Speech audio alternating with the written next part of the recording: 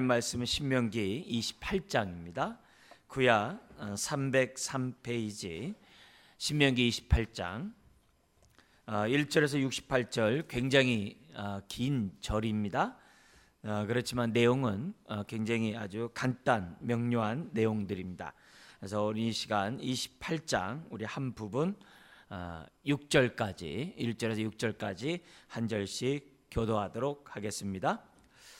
내가 내 하나님 여호와의 말씀을 삼가 듣고 내가 오늘 내게 명령하는 그의 모든 명령을 지켜 행하면 내 하나님 여호와께서 너를 세계 모든 민족 위에 뛰어나게 하실 것이라.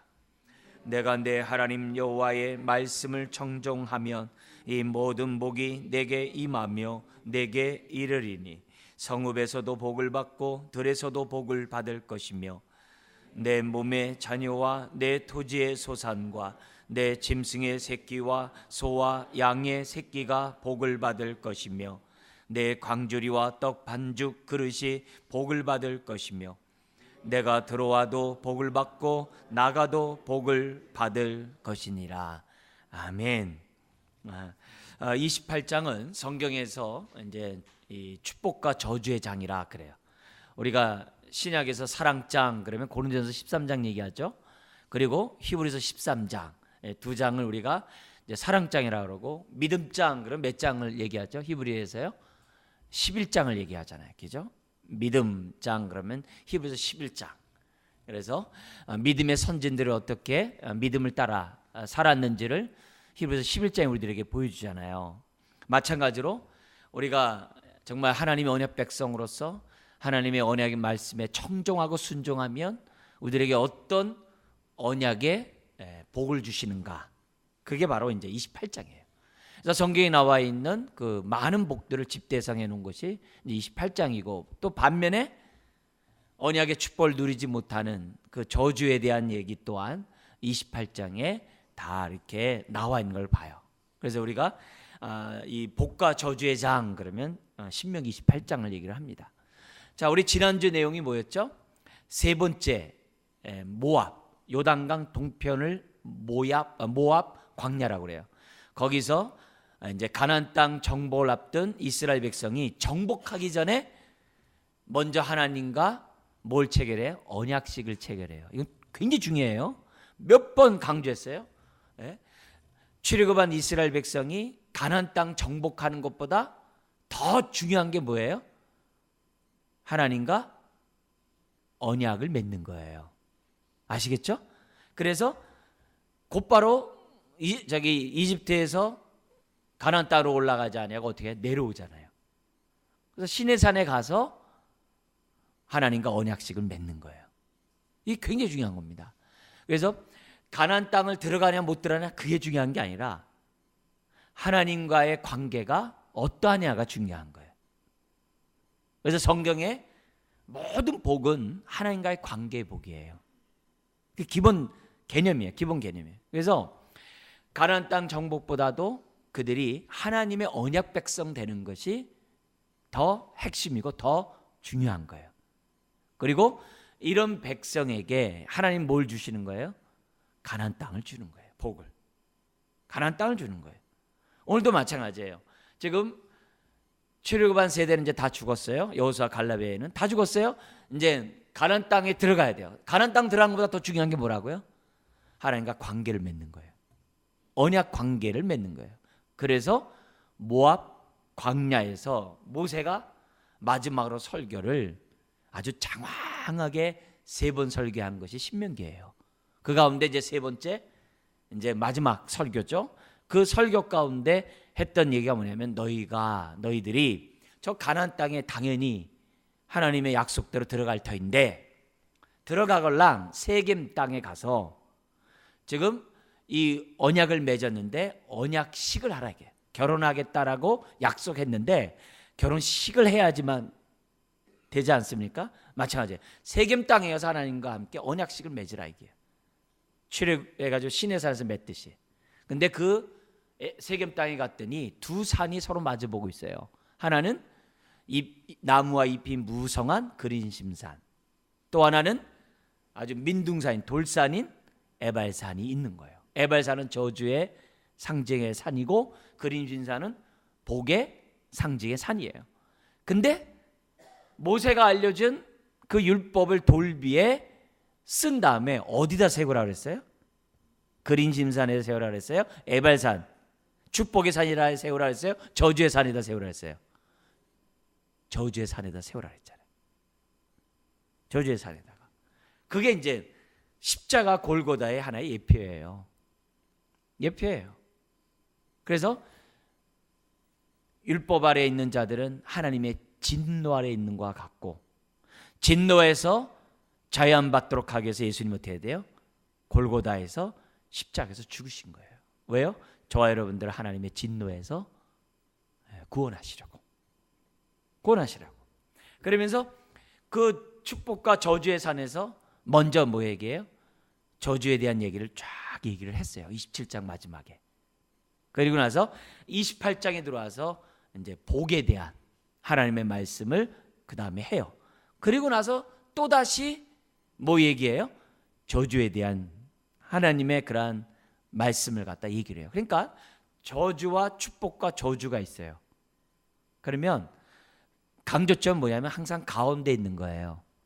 그럼 뭐예요? 하나님은 복 주기를 원하신다는 것을 지금 저주와 복과 저주의 메시지를 전함으로 사람들이 저주 만들면 안 된다고 하는 하나님의 마음을 보여준 거예요. 예를 든다면 아까 우리 고린도전서 13장이 사랑장이라고 그랬죠. 근데 사랑장 그 앞에 12장과 그 뒤에 14장이 무슨 장이에요? 은사장이에요. 고린도 교회에 있는 은사에 대해서 어떻게 은사를 사용해야 할 것인지 12장에서 14장까지 설명해요. 근데 그 가운데 뭐가 있어요? 사랑장이 있어요. 무슨 얘기예요? 은사를 가지고 섬기는 사람은 항상 무엇을 근거로 해라? 사랑으로 하라 이게요. 사랑이 없으면 산을 옮길 만한 능력이 있어도 아무 소용이 없고, 사랑이 없으면 자기 몸을 불살려 내어줄지라도 아무 의미가 없고, 그래서 모든 은사는 어떻게 돼요?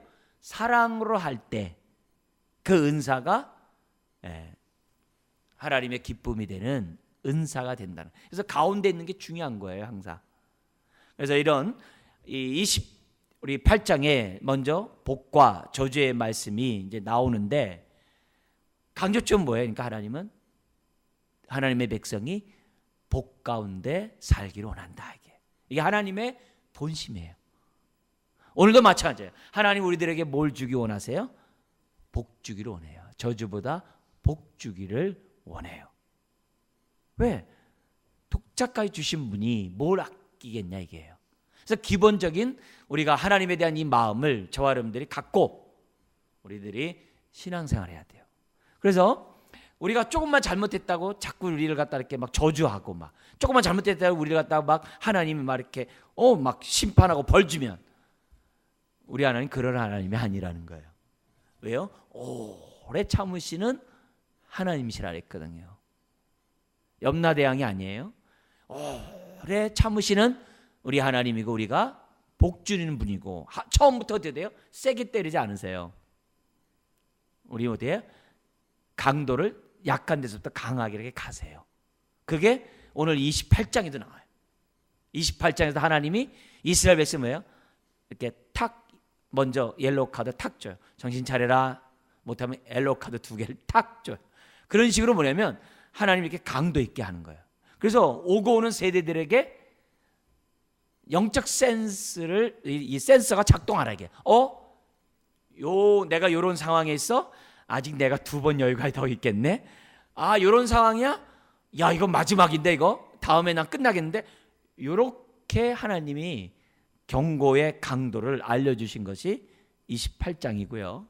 그리고 여기에 따라서 구약의 역사를 보면요, 다 맞아떨어져요.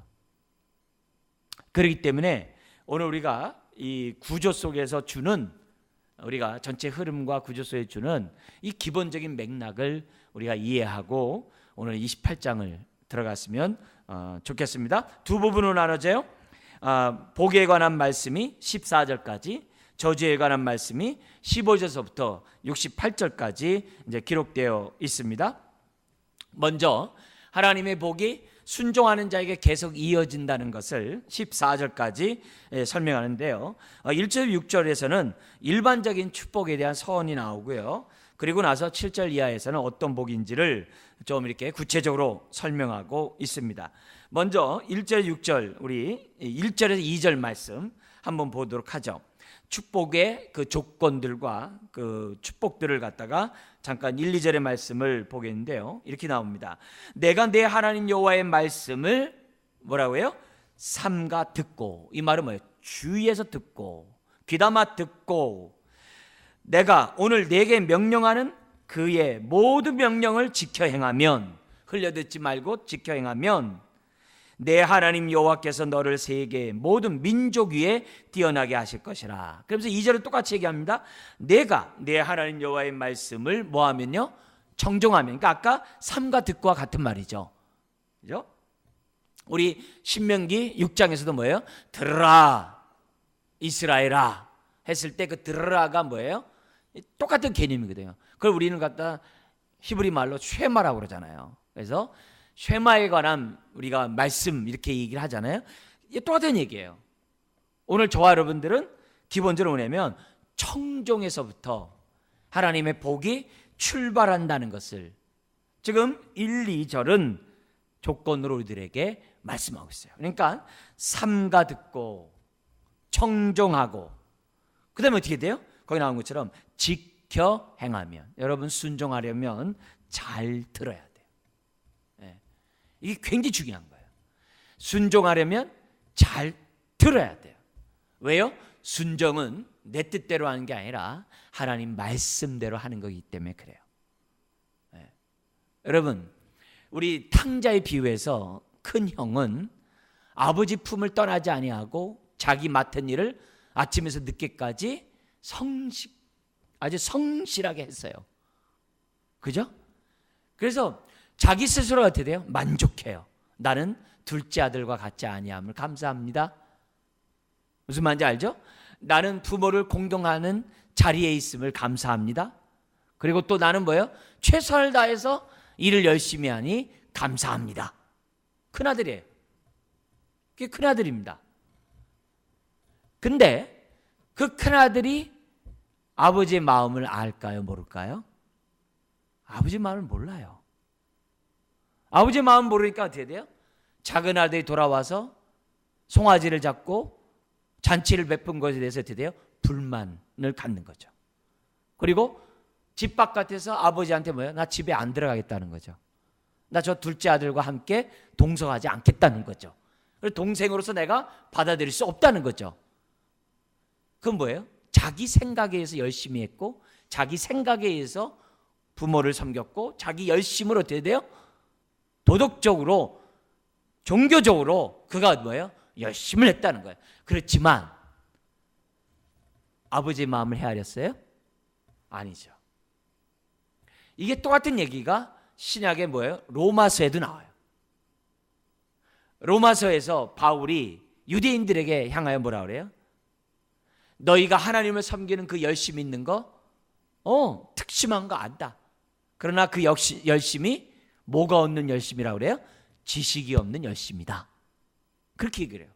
그래서 순종은 내 기분, 내 열정, 내 헌신이 아니라 항상 하나님의 말씀에 따라 순종해야 한다는 것을 성경 알려줘요. 그렇기 때문에 저와 여러분들이 돼요? 잘 들어야 돼요. 잘 들어야 돼요. 그래서 이스라엘의 선지자들이 하나님 뜻대로 살지 않는 사람들에게 정말 뜻대로 살라고 하면서 제일 먼저 했던 게 뭐예요? 들으라 한 거예요. 청종하라 그거예요. 네 멋대로 네 마음대로 살지 말고 네 열심으로 네 종교적으로 자기 의를 드러내며 살지 말고 하나님의 뜻대로 살라. 그래서 우리가 복을 받으려면 어떻게 되느냐? 우리가 다른 거 없어요. 하나님의 말씀에 순종해요. 그래서 우리가 뭐예요? 성경 쓰기를 해요. 제 경험으로 볼 때 쓰는 것보다 좋은 게 없더라고요. 쓰는 것보다 좋은 게 없어요. 그래서 쓰는 거, 성경에 따라서 뭐예요? 똑같이 한자자 똑같이 써보세요. 의외로요, 모르고 지나가는 것들이 그동안에 많이 있다는 것을 알게 돼요. 쓰는 게 굉장히 중요해요. 그리고 또 뭐예요? 암송하는 게 굉장히 중요해요. 암송이 너무 중요해요. 왜요? 암송은 토시 하나도 안 틀리려고 주목해서 수백 번 읽거든요. 그게 얼마나 우리들에게 살아 운동력인지 몰라요. 사실 우리 성경에 있는 이 우리나라 말이 사실 기록되어 있지만 실질적으로 어떻게 되면 말씀이 살아 운동력이 있는 그런 어휘로 되어 있질 않아요. 그렇게 안 돼 있어요. 그걸 만약에 다 집어넣으면요, 우리가 갖고 있는 성경책보다 2배나 3배나 더 넓혀질지 몰라요. 굉장히 뭐냐면 성경에 기록된 이 말씀이 우리 하나님의 살아있는 말씀이기 때문에 이 말씀 자체도 어떻게 돼요? 살아있다고. 예를 들면 가룟 유다가 지금 어떻게 돼요? 예수님에게 입맞추니라. 우리 성경에 그렇게 돼 있잖아요. 우리 오늘 새벽에 본 말씀 입맞추니라 그러잖아요. 우리 성경은 입맞추라. 그렇게 안 돼 있어요. 성경은요. 아주 강렬하게 입맞추니라 이렇게 돼 있다고. 근데 그냥 입맞추니라 그러죠. 그러면 베드로가 뭐예요? 그 손을 갖다 이렇게 뿌리치니라 했을 때 그냥 뿌리치는 게 아니에요. 확 뿌리치니라. 그런 식으로 돼 있어요. 베드로가 닭이 울자 부인하 3번 부인하는 말이 생각나고 울더라. 그렇게 안 돼 있어요. 꺼이 엉엉 울더라 이렇게 돼 있다고. 단어들이 굉장히 뭐냐면 실제로 돼 있단 말이에요. 그래서 우리들이 읽고 또 뭐예요? 쓰고 우리가 암송하고 거기에 따라서 우리들이 뭐예요? 묵상을 하면 이 하나님의 말씀을 갖다 뭐예요? 흘려 듣지 않게 돼 있어요. 그래서 저와 여러분들이 뭐냐면 이 쓰는 훈련, 암송하는 이 훈련, 그걸 통해서 뭐예요? 잘 듣자 이게. 하나님의 말씀을 잘 듣는 저와 여러분들이 돼야 될 줄 믿습니다. 그럴 때 저와 여러분들이 뭐예요?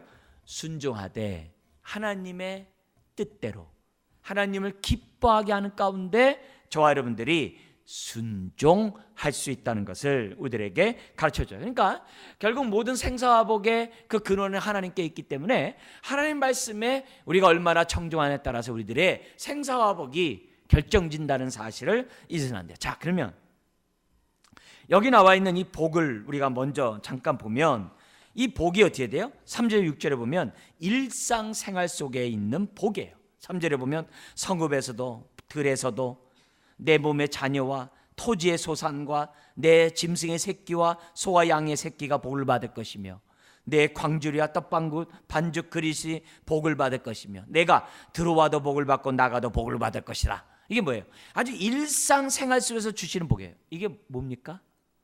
하나님의 복은 영적인 것만이 아니라 일상생활 속에서도 어떻다는 거예요? 세밀하게 역사한다는 사실을 우리에게 가르쳐줘요. 그러니까 이렇게 얘기하면 안 돼요. 제가 어렸을 때 친구들처럼 이니야 나는 1,000원짜리 이하는 기도 안 하고 먹어. 뭐 이렇게 얘기하면서 친구들이 그러거든요. 야 1,000원짜리 이하는 안 해요. 지금 요즘으로 말하면 나 5,000원짜리 이하는 기도 안 해. 뭐 이런 거예요. 아니에요. 주님은 물 한 그릇 먹어도 하나님의 영광을 위하여 마시라고 그랬어요. 그러니까 그만큼 우리들이 뭐예요? 일상생활 속에서 하나님의 임재와 인도와 하나님의 복을 우리가 구할 뿐만 아니라 맛보면서 저와 여러분들이 살아야 한다는 거예요. 하나님은 크고 굵직한 일만 도와주셔. 그게 아니라는 거예요. 아주 세미한 부분까지 하나님 뭐예요? 간섭하신다는 거예요. 문제는 뭐예요? 우리가 그렇게 기도하지 않아서 그런 거죠. 저는 경험을 해봤어요. 요즘은 이제 그게 이제 습관이 돼가지고 이렇게 쓰지는 않습니다만 처음에 제가 이제 기도 이렇게 훈련을 받을 때 우리 선배, 이제 청년 선배겠죠? 선배들 뭐라 그러냐면은 기도할 때 낱낱이 구하는 그런 기도를 해야 된다고 이렇게 선배들이 이렇게 막 얘기를 많이 했어요. 그래가지고 교회 자체, 옛날에는 뭐 지금 그거 회복해야 되겠습니다만 옛날에 뭐냐면 청년들도 항상 교회에서 기도들 많이 하잖아요. 그러니까 고등학교 졸업하고 선배들이 뭐냐면 40일 기도 뭐 이렇게 그러면 7시부터 11시까지 이렇게 저녁에 이제 기도 이런 것들 많이 했다고. 그러면은 자꾸 나오라고 그래요. 그러면 기도하다 보면은 4시간씩 기도하는데 무슨 4시간씩 기도할 게 뭐가 있겠어요. 그러면 선배들이 알려줘요. 뭐냐면 낱낱이 기도하라고. 아주 구체적으로 기도하라고. 미주알 고주알 기도하라고. 이렇게 알려줘요. 근데 그게 습관이 안 되다 보니까 기도하기가 여간 어려운 게 아니에요. 그렇지만 계속 그렇게 선배가 하는 대로 이렇게 따라서 해보니까 그래서 나중에 어떻게 돼요? 썼어요. 그래서 교회에 기도 어떤 위기가 있을 때 제가 지금으로 말하면 A3 용지예요. A4 용지가 4개가 붙어 있는 그 4면에다가 교회가 그때 막 어지러웠을 때 제가 4페이지에다가 기도문을 썼어요. 그 한 가지 교회 어려운 일을 놓고 4페이지를 썼어요. 그러니까 100개가 넘는 기도 제목이에요. 그걸 갖다가 옛날에 뭐 컴퓨터가 있겠어요? 다 이렇게 펜으로 쓰는 거죠. 그리고 또 옛날에는 무슨 복사기예요? 다 이렇게 등사기를 이렇게 미는 거죠. 이렇게 밀어가지고 제가 교회에 다 나눠줬어요. 예. 왜냐면 그 당시에 청년이기 때문에 청년이 뭐 할 게 못할 게 뭐 있어요. 그래서 다 나눠줬어요. 그래가지고 우리 뭐냐면 기도하자고. 이 어려운 문제 이 상황에 기도하자고. 근데 어른들은 제 기억으로는 2사람밖에 안 나오고 이제 40일 이제 우리 기도하자 했는데 어른들 2사람밖에 안 나오고 제 말을 거역할 수 없는 청년들하고 우리 중고등부 애들만 와가지고서 기도를 했어요. 근데 어쨌든 거기에 따라서 뭐예요? 기도를 계속 했어요.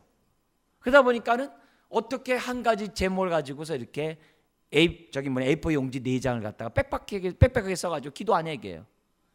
그만큼 간절한 마음으로 기도를 제목을 썼고 그걸 써내려다 보니까 어떻게 돼요? 하나님이 지혜를 주고 그렇게 하다 보면 어떻게 돼요? 벌써 그렇게 하면서 하나님의 임재를 하나님의 은혜를 체험하는 것을 많이 경험해요. 그래서 복사해줘가지고 그대로 해놓고 이대로 시간이 없으면 이대로 그러나 있을 때마다 하나하나씩 읽으면서 기도를 했어요. 그게 몸에 저도 모르게 뭐냐면 이렇게 배어 있다고. 그러니까 여러분들도 뭐냐면 하나님의 말씀에 따라서 지금 뭐예요? 일상생활 속에서 하나님이 지금 뭐예요? 복을 주시겠다는 거거든요. 간섭하시겠다는 거거든요. 일용할 양식을 주시겠다는 거거든요. 그렇다면은 저 여러분들이 어떻게 돼요? 나 굵직한 것만 해 그러지 말고 세세하게. 그리고 들어오면 나가면 복을 받으라는 게 어디에 또 있어요? 신약에? 어디에 있죠? 주님이 하셨는데 어디에 나오죠? 요한복음 10장 10절 이하에 뭐가 나요? 나는 양의 문이니. 그죠? 나로 말미암지 않고는 아무도 아버지께로 올 수 없고. 그죠? 내가 이 땅에 온 것은 양으로 생명을 얻을 뿐만 더 풍성하려 함이라 하면서 뭐라 그래요? 들어오면 나가면 꼬르리라 했다고. 그러니까 예수님은 이 말씀을 뭘로 해석을 했어요? 영적으로 해석을 하셨어요. 단지 물질적으로만 끝나는 게 아니라 영적인 것으로 우리 주님 뭐예요? 해석을 하셨어요. 그러면서 예수님 뭐예요? 복의 통로이심을, 자기 안에 복이 있음을 지금 뭐냐면 요한복음 10장에 얘기했단 말이에요.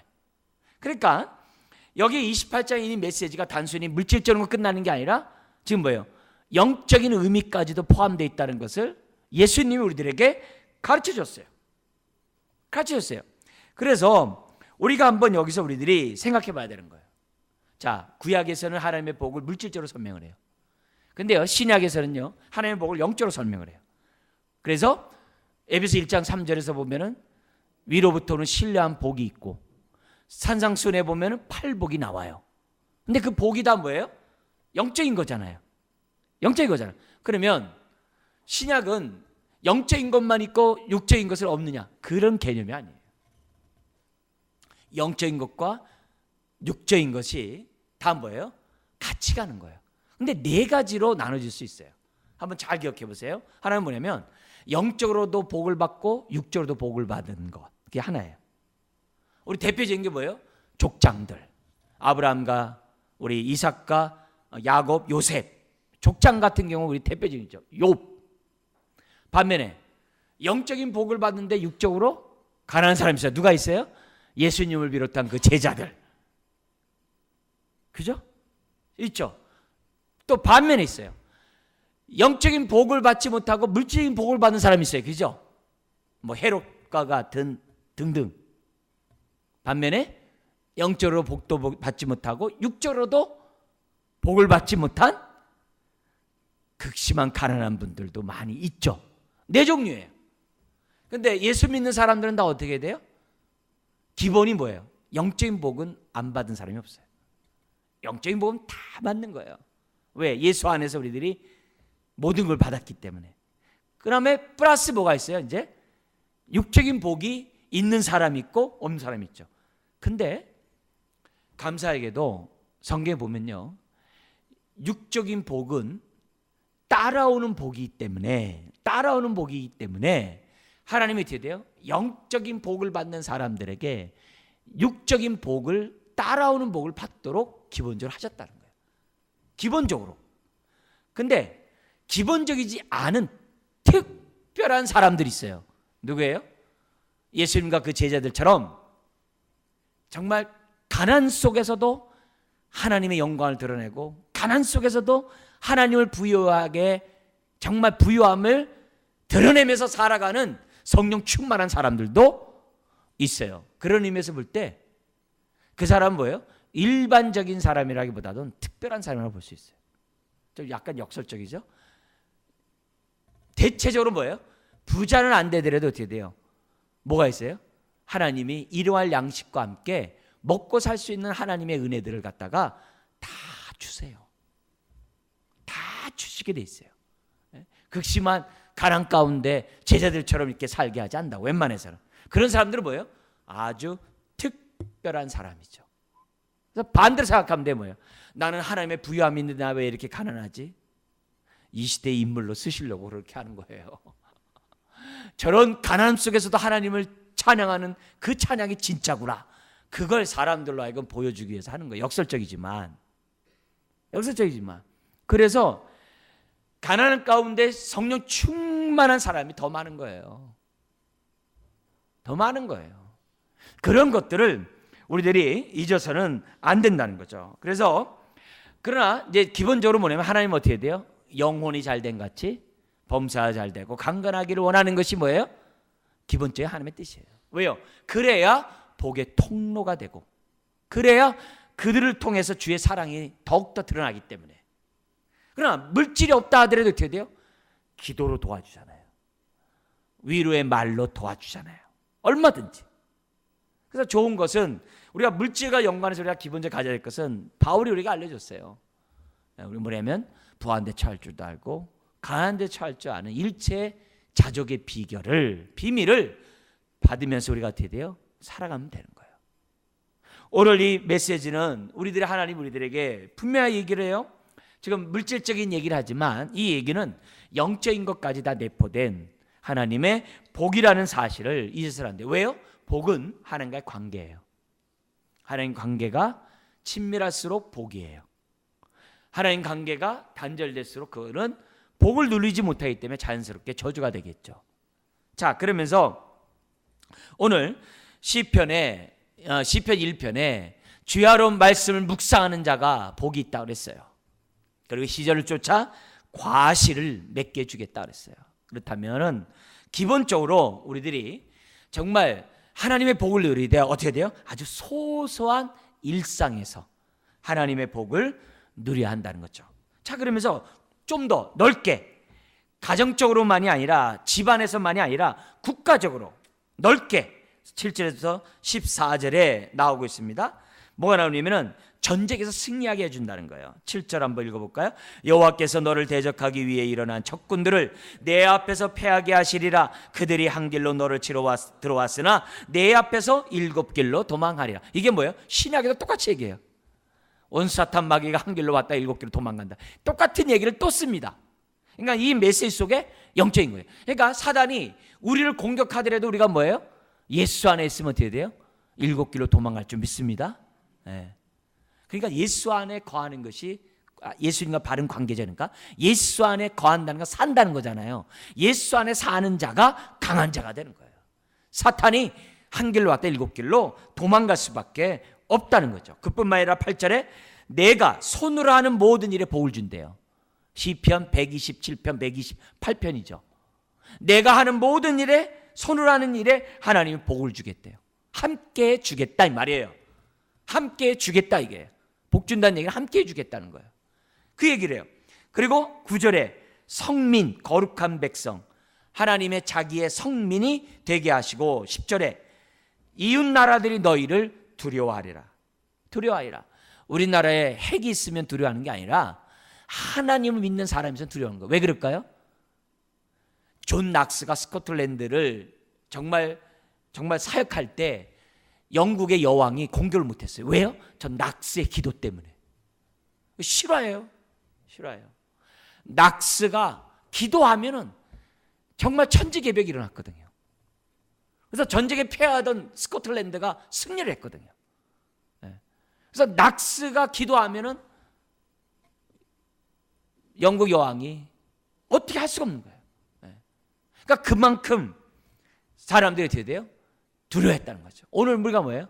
한국에 1000만 성도가 있어서 북한이나 주변의 나라가 공격하지 못하는 그런 나라가 되도록 우리는 믿고 기도해야 돼요. 그래서 나라를 위해서 기도해야 되는 거죠.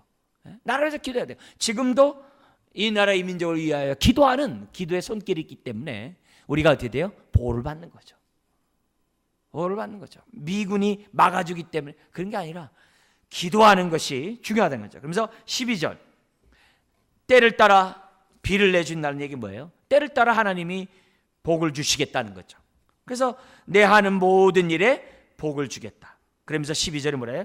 절대 꾸지 않게 해주겠다. 돈을 빌리게 하거나 뭘 빌리게 하지 않겠다. 이게 구워주겠다. 구워주는 인생. 그리고 13절에 꼬리가 아니라 머리가 되게 해주겠다. 이런 얘기를 합니다. 그러면서 우리 뭐냐면 3절 하반절에 이렇게 얘기해요. 우리 13절 오직 그러면서 한번 14절까지 한번 읽어볼까요? 시작. 오직 너는 내가 오늘 내게 명령하는데 하나님 여호와의 명령을 듣고 지켜 행하며 내가 오늘 너희에게 명령하는 그 말씀을 떠나 좌로나 우로나 치우치지 아니하고 다른 신을 따라 섬기지 아니하면 뭐라고요?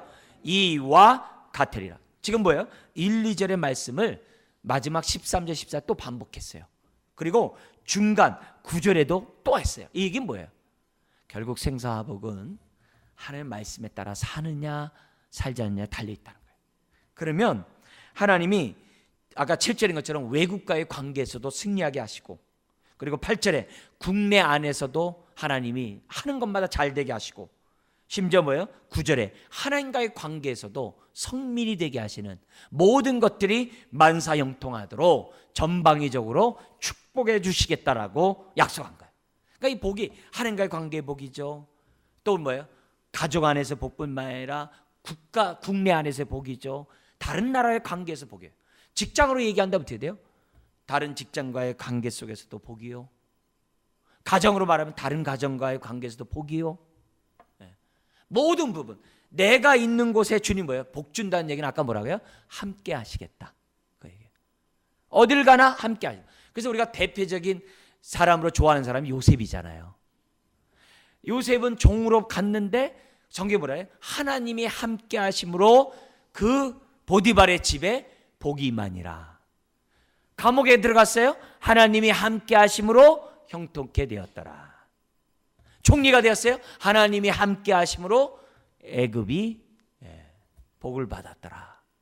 다른 거 없어요. 항상 요셉이 받은 그 복은, 신명기 28장의 이 복은 다른 게 아니라 함께 하심으로 복을 받은 거예요. 그래서 여러분, 어느 직장에 가거나 누굴 만나거나 어떤 마음 가져야 돼요? 하나님, 나를 통해 저 사람을 복 주시려고 만나게 하시는군요. 나를 통해서 이 직장이 복을 받도록 하기 위해서 나를 보내셨군요. 이렇게 생각하셔야 돼요. 그러면요, 내가 말하거나 행동하거나 이 표정이요, 복 주는 자처럼 행동을 해요. 아시겠어요? 근데 그런 의식이 없으면 어떻게 돼요? 직장 생활하더라도 나 편하려고 하고, 직장 생활하더라도 뭐예요? 돈 받을 생각만 하고, 직장 생활에서 뭐예요? 갈등과 이런 스트레스 속에 벗어나지 못해요. 근데 누굴 만나든지 뭐예요? 아, 나를 통해서 여기 복 주려고 하는군요. 그러면 어떻게 돼요? 사람 볼 때마다 어떻게 돼요? 복을 줘야 될 대상이에요. 그 대상에게 내가 막 인상 쓰고 짜증내고 스트레스 내고 막 하겠어요? 그러지 않거든요. 나를 만나는 사람마다 하나님, 저 사람 복 주려고 하는군요. 그렇게 생각하면요, 행동도 달라져요. 행동도 달라져요. 여러분, 가게에서도 주인이 손님 오면 물건 팔 생각하면 어떻게 돼요? 생각이 그렇게 되면 행동이 달라지잖아요. 그죠? 어떻게든지 물건을 팔려고 할 거 아니에요. 마찬가지예요. 근데 우리는 하나님의 복을 파는 자들이잖아요. 그래서 우리들이 기본적으로 우리들이 생각할 때 하나님은 뭐예요? 일상에서 저와 여러분들에게 주신다는 것을 우리에게 보여줘요. 특별히 저는 여러분들 그 2절에 이런 얘기 하잖아요. 우리 성경에 나오는 거 보면 그 주변에 그 8절 같은 데 보면은 너를 한 일에 복을 받을 뿐만 아니라 주변 사람들이 다 뭐예요? 10절에 있는 것처럼 너희를 보고 어떻게 돼요? 두려워하게 하고, 그리고 9절에 있는 것처럼 정말 성민이 되게 해서 우리를 갖다가 복 주시겠다 그러잖아요. 왜 그럴까요? 하나님이 정말 잘 총장하는데 복을 왜 줄까요? 우리 혼자 다 먹으라고요? 아니죠. 항상 뭐예요? 통로가 되라고. 왜 아브라함을 왜 불렀어요? 복의 통로가 되라고. 아멘. 근데 아브라함이 받는 그 복을 갈라디아서 3장에서 바울이 어떻게 풀었다고요? 예수를 믿음으로 의롭다함 받은 것을 복으로 풀었어요. 아브라함의 복을 예수 믿고 의롭다함 받는 것을 갈라디아서 3장에 풀었단 말이에요. 그러니까 영적으로 벌써 그것을 바울이 풀었어요. 그러니까 저와 여러분들이 기본적으로 항상 부욕케 되신 주님이 가난케 되면 저와 여러분들을 부욕케 해서 또 다른 가난한 자를 어떻게 하는 거예요? 우리를 통해 부욕케 하라고 하나님이 우리를 부르신 줄 믿습니다. 그러니까 기본은 뭐예요? 영육간에 부유한 게 기본이에요. 근데 가난한 건 뭐예요? 아주 이 시대에 특별한 선지자 내지는 특별한 종들만 가난해요. 그렇게 생각하시면 우리들이 신앙생활 할 때 우리가 어떻게 살아야 하는지 눈이 띄어지는 줄 압니다. 자, 반면에 불순종하는 자에게 하나님의 복을 누리지 못해요. 15절부터 68절까지 있는데 앞에 나와 있는 내용을 반대해요. 근데 반대인데 내용이 몇 배나 많아요. 왜 그래요? 제발 이런 삶만은 살지 말라고 경고하는 거예요. 그만 경고하는 거예요. 복된 삶을 살라는 거예요. 그래서 가장 기본적인 게 15절부터 19절이에요. 자, 우리 같이 한번 읽어볼까요? 내가 만일 내 하나님 여호와의 말씀을 순종하지 아니하여 내가 오늘날 내게 명령하는 그의 모든 명령과 규례를 지켜 행하지 아니하면 이 모든 저주가 내게 임하면 내게 이를 것이니 내가 성읍에서도 저주를 받으며 들에서도 저주를 받을 것이요 또 내 강주리와 떡 반죽 그릇이 저주를 받을 것이요 내 몸의 소생과 내 토지의 소산과 내 소와 양의 새끼가 저주를 받을 것이며 내가 들어와도 저주를 받고 나가도 저주를 받아요. 아까 얘기했던 것에 반대예요. 근데 뭐 하면요? 청종하지 아니하고 순종하지 않으면. 기본이에요. 여러분, 내가 못 살아요. 그러면 딱 생각하면 돼요. 근데 저는요 청종하고 주님 사랑하는데요. 그럼 뭐예요? 실망하지 말고 내가 특별한 종이구나 이렇게 생각하시라고. 오히려 반대로 내 은혜가 내게 족하다. 감당하니까 가난함을 허락한 거예요. 그렇지 않으면 가난도 허락 안 해요. 게을러서 가난한 거 말고요. 그런 얘기한 게 아니고 열심히 우리가 살았음에도 불구하고 안 됐을 때는 그것 때문에 우겨싸야지 말고 우리가 하나님 뜻 가운데 살아갈 때 하나님 어떻게 돼요? 이왕이면 영육간의 강건한 복을 충만한 복을 하나님은 우리가 누리기를 원한다는 사실을 이해해서는 안 돼요. 근데 안타깝게도 영적인 복보다 물질적인 복이 더 크면 교만하고 또 뒤에 타락한 경우들이 많아요. 그래서 사탄은 때로는 어떻게 돼요? 물질로 위장된 저주를 줄 때가 있어요. 물질을 많이 주는데 복 같은데 위장된 저주예요. 그래서 신앙생활 안 하는데도 그냥 잘 된다고 그랬을 때 정말 조심해야 돼요. 왜요? 그렇게 살 거니까. 그런 의미에서 오늘 우리들이 하나님의 본 마음을 아는 것이 굉장히 중요해요. 자, 그럼 여기서 그러면 예수 안에 있는 자는 저주가 있어요? 없어요? 없죠. 그러면 우리에게 이런 저주가 임할까 안 할까요? 임하지 않죠. 근데 현실적으로 어렵고 막 병에 걸리고 막 그러는데요? 그럼 어떻게 풀어야 돼요? 그건 다른 게 아니라 저주 때문에 그런 게 아니라 저와 여러분들이 어떻게 돼요? 순종하지 않음으로 언약의 축복을 누리지 못해서 그래요. 물이 여기 음료수가 있는데 빨대가 있어요. 근데 빨대를 갖다 이렇게 한번 꽈가지고 딱 집어넣으면요, 아무리 빨대로 빨아도 어떻게 돼요? 음료수는 안 들어와요. 안 들어와요. 빨대가 온전해야 어떻게 돼요? 음료수를 먹을 수 있어요. 우리가 하나님 앞에 불순종하고 자기 뜻대로 살아가게 되는 건 마치 뭐와 같아요? 빨대가 고장난 것과 똑같아요. 우리 주님이 십자가에서 모든 저주를 다 가져가셨어요. 아멘. 네? 그렇다면 우리가 이런 저주를 볼 때마다 뭐냐면 우리는 어떻게 돼요? 하나님, 예수 안에서 여기서 벗어나게 하신 것을 감사합니다. 그러나 내가 더욱더 그래도 10개를 알려줬잖아요. 10계명 10개를 알려줬잖아요. 어떻게 살면 복 받는지 모르는데 그래서 10계명을 알려줬잖아요. 하나님, 내가 그래도 10가지 지켜준 하나님 사랑, 이웃 사랑 내가 그래도 지키면서 살겠습니다. 그러면서 우리들이 살아간다고 하면 하나님 우리들에게 정말 감당할 수 있는 은혜들을 저와 여러분들에게 주신다는 거죠. 네. 자, 오늘 우리들이 이런 복들이 우리에게 덩하는 게 아니라 청종하지 않는 자들에게 임하는 저주라는 것을 우리들이 한번 좀 생각해 볼 필요가 있다는 거죠. 자, 그러면서 강의안을 따라서 우리가 한번 좀 보도록 하겠습니다. 20절부터 24절까지 보면 다양한 그런 저주들이 나오게 되는데요. 저주가 나오는데 어떻게 저주를 하냐면요, 20절에 보면 어떤 단어냐면 속히 파멸시킨대요. 그 단어를 보세요. 21절 마침내 너를 멸하게 하겠대요. 그리고 22절 끝에 보면 너를 따라서 너를 진멸한대요. 따라가서 진멸한대요. 아시겠죠? 23절 24절에 위에서부터 뭐예요? 끔찍한 일들이 내려온대요. 그러니까 여기 보면은 이 죄가 너의 뒤를 쫓아간다는 것처럼 저주가 너희들을, 죄가 있는 곳에 저주가 있으니까 따라가게 해주겠다는 그 얘기인데 피할 수가 없다는 거예요. 절대 하나님의 진노에서 피할 수 없다는 거예요. 그거를 20절 24절에 강조해요. 그러면서 구체적으로 얘기합니다. 어떤 예들 하냐면 25절에서부터 29절에 우리 그 제목만 한번 읽어볼까요? 시작. 전쟁의 패배와 육신적 정신적인 질병을 내버려 두겠다 이게. 당하도록 내버려 두겠다 이게. 하나님이 막아줘야 되는데 내버려 두겠다 이게. 그걸 갖다가 우리들이 보여줘요. 그래서 어느 정도가 되냐면 26절 같이 한번 읽어볼까요? 내 시체가 공중의 모든 새와 땅의 짐승들의 밥이 될 것이나 그것들을 뭐 할 자가 없어요? 쫓아들 자가 없을 것이며. 이거 얼마나 비참해요. 누가 도와줄 자가 없어요. 심지어 우리 29절 한번 읽어볼까요? 시작. 맹인이 어두운 데에서 더듬는 것과 같이 내가 백주에도 더듬고 내 길을 형통하지 못하여 항상 압제와 노략을 당할 뿐이리니 뭐라 그래요? 너를 구원할 자가 없을 것이며. 도와줄 자가 없대요. 도와줄 벗이 없어요. 하나님은 둘째치고 벗이 없어요. 새를 쫓아줄 자도 없어요. 도와줄 구원해줄 자가 없다라고 얘기를 해요. 그러니까 주변 모두가 다 뭐예요? 깡그리 진노 아래 있는 거고, 그리고 개인적으로 당할 때는 어떻게 해야 돼요? 누구도 도와주지 못할 정도로 그렇게 저주한다. 근데 주님이 십자가에서 이 모든 저주를 다 가져가신 거예요.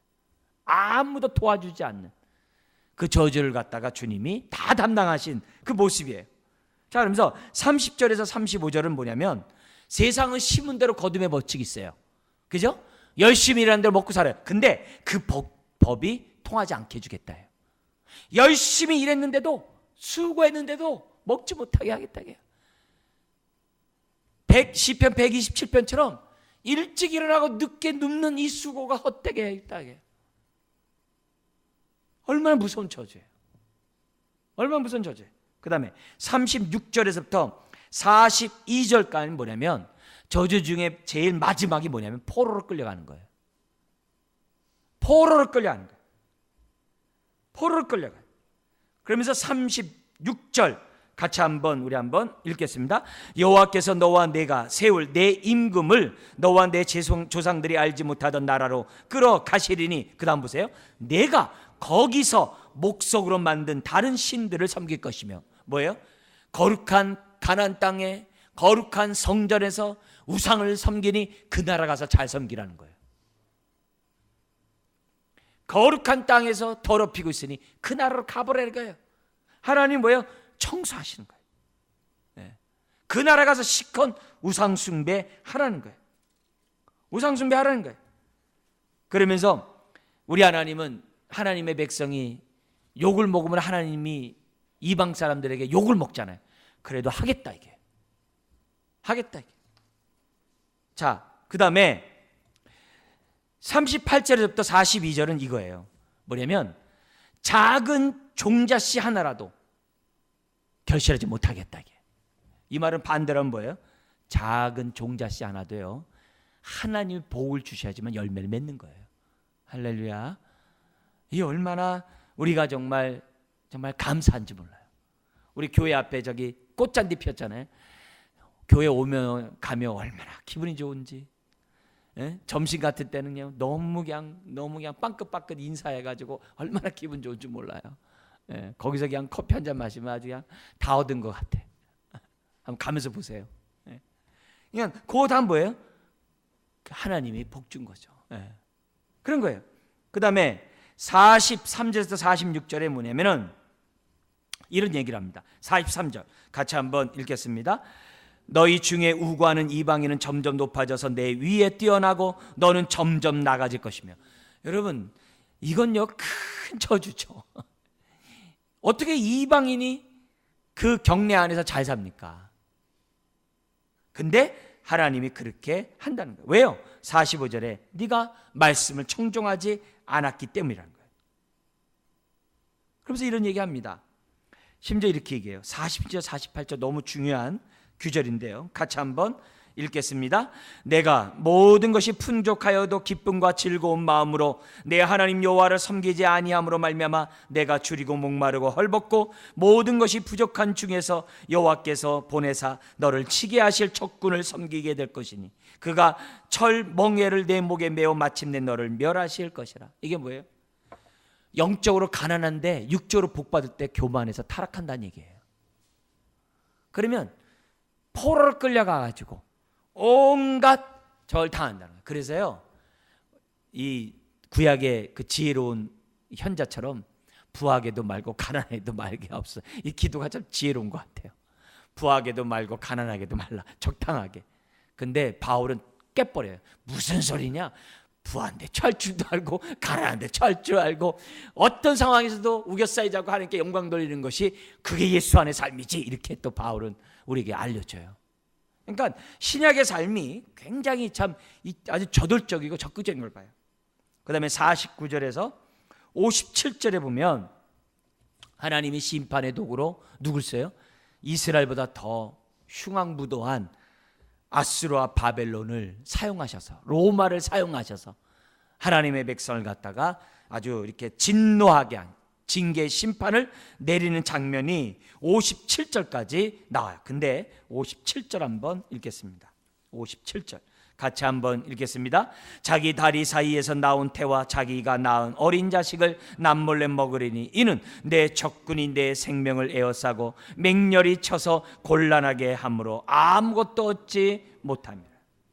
자기 자식을 남몰래 먹어요. 왜? 뺏어 먹을까 봐. 근데 이게 이스라엘 역사에 있었잖아요. 그러니까 얼마나 비참한지 몰라요. 자, 그러니까 하나님의 이 저주가 밥그릇에서부터 시작해서 점점 어디에 나가요? 병으로 갔다가 전쟁에 나가서 뭐예요? 패했다가 나중에 어떻게 돼요? 침략을 받아서 포로로 끌려가. 포로로 끌려가서도 뭐예요? 거기에서도 조차 못 잃어버렸죠. 그 다음이 나와요. 그게 62절부터 68절이에요. 뭐냐면 먼저 68절 한번 읽어볼까요? 시작. 여호와께서 너를 배에 싣고 전에 내게 말씀하여 이르시기를 내가 다시는 그 길을 보지 아니하리라 하시던 그 길로 너를 애굽으로 끌어 가실 것이라. 거기서 너희가 너희 몸을 적군에겐 남녀 종으로 팔려 하나 너희는 뭐라 그래요? 살 자가 없도다. 종으로 팔려간데도 쓰지 않겠대요. 근데 애굽으로 언제 끌려가요? 3차 바벨론 포로로 끌려갈 때요, 그때 끌려가지 않은 사람들이 어디로 가냐면요, 애굽으로 도망가요. 애굽에 들어갈 때 그때 누굴 끌고 가요? 예레미야를 끌고 가요. 예레미야 선지자를. 그래서 예레미야 선지자가 거기서 죽어요. 그리고 애굽 땅에 간 자들은 여기서 나온 것처럼 종으로 살 자가 없을 정도로 비참한 삶을 하다가 없어져 버려요. 그러면 왜 이런 일들이 하는가? 계속 반복하는 얘기를 만물에서 또 반복을 합니다. 그게 58절에서 61절에 우리 한번 읽고 우리 말씀 정리하고 마치겠습니다. 58절에서 61절 읽겠습니다. 내가 만일 이 책에 기록한 이 율법의 모든 말씀을 지켜 행하지 아니하고 내 하나님 여호와라 하는 영화롭고 두려운 이름을 경외하지 아니하면 여호와께서 내 재앙과 내 자손의 재앙을 극렬하게 하시리니 그 재앙이 크고 오래고 그 질병이 중하고 오래할 것이라. 여호와께서 내가 두려워하던 애굽의 모든 질병을 내게로 가져다가 내 몸에 들어붙게 하실 것이며 또 이 율법책에 기록하지 아니한 모든 질병과 모든 재앙을 내가 멸망하기까지 여호와께서 내게 내리실 것이니. 결국 뭐예요? 율법에 청종하고 순종하는 말씀 마무리하도록 하겠습니다. 오늘날도 우리가 하나님의 말씀대로 살지 않으면 평안을 잃죠. 그리고 삼손처럼 능력을 잃어버리고 욕을 먹죠. 기쁨도 없고 확신도 없고 심지어는 건강도 잃죠. 그러나 하나님 뜻 가운데 우리들이 순종하면 복을 받을 때 어떻게 돼요? 일상 속에서 하나님의 복을 받아요. 그래서 특별히 우리가 오늘 제가 마무리로 강조하고 싶은 건 이거예요. 뭐냐면 하나님 우리들에게 복 주기를 원하세요.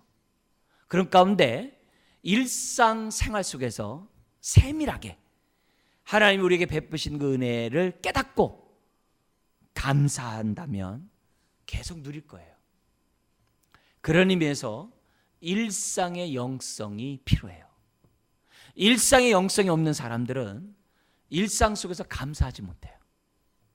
감사하지 않으면 어떻게 돼요? 점점 어떻게 돼요? 영적으로 잠들게 돼 있어요. 깨어있지 못하게 돼 있어요. 영적 센서가 작동하지 않게 돼 있어요. 감사를 해야 영이 살아나는데 감사를 안 하니까 영이 살지 못해요. 그 다음에 어떻게 돼요? 점점 하나님의 말씀이 구체적으로 내 삶에 나타나는 것을 경험하지 못해요. 그러면 이런 사람들은 어떤 신앙생활을 해요? 위기 때만 기도해요. 어려울 때만 부르짖어요. 여러분, 위기 때 어려울 때만 부르짖는 신앙으로는 그녀 정말 막바지에 있는 신앙이에요. 그 신앙을 버틴길 힘조차 나에게 없을 수도 있어요.